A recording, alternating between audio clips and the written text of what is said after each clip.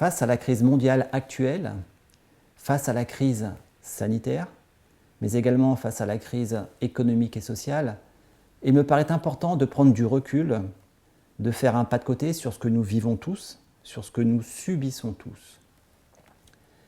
Ces crises donnent naissance à des situations d'incertitude qui provoquent paradoxalement des certitudes à proportion de l'angoisse créée par l'incertitude.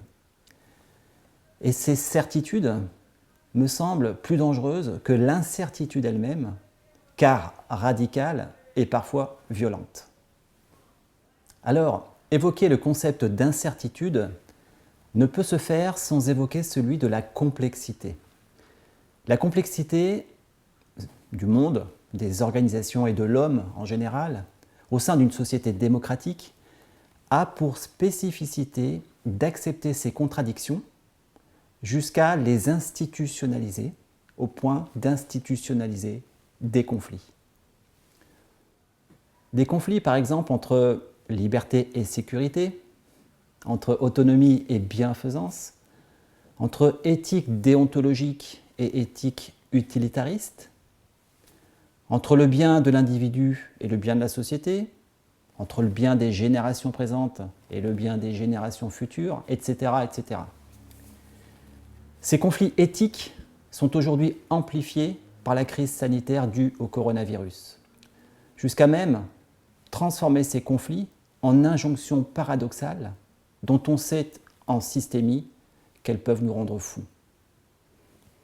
Alors, plutôt que d'opposer des mondes que l'on pense hétérogènes, quelle éthique mettre en place afin de repenser la créativité au cœur même de la contrainte et au cœur de ce que Maurice Merleau-Ponty appelle un maléfice de la vie à plusieurs. Alors, au cœur même de cette crise, quelle posture tenir ? Il y aurait deux types de postures.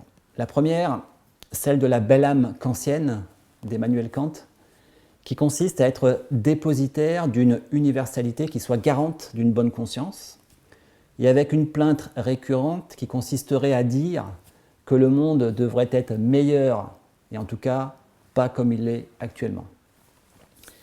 La deuxième posture serait celle de la politique politicienne, celle de la réelle politique. Cette politique politicienne tient compte des réalités et des contraintes de l'action, et tout particulièrement de l'impérative nécessité de l'efficacité en politique, qui serait d'ailleurs pour Malraux la première des règles.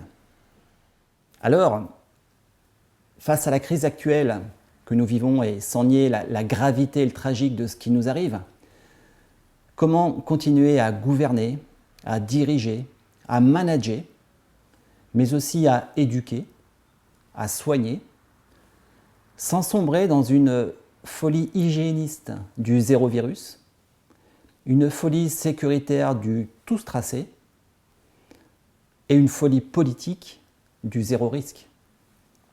Et enfin, comment faire de l'incertitude une pensée féconde qui permette, malgré ces aspects anxiogènes réels, qui permettent de garder ouvert le champ des possibles. Alors, lors de ce webinaire du 4 décembre avec l'École supérieure de la banque et l'ESSEC Business School, nous verrons que ce n'est pas l'incertitude qui peut conduire à la folie. Ce qui peut rendre fou, c'est justement de trop savoir. Et je dis bien trop savoir, et non pas juste savoir. Ou de trop croire qu'on sait, d'être sûr de savoir au point de ne plus douter. Ce que Nietzsche a très bien résumé par sa célèbre formule, ce n'est pas le doute, c'est la certitude qui rend fou.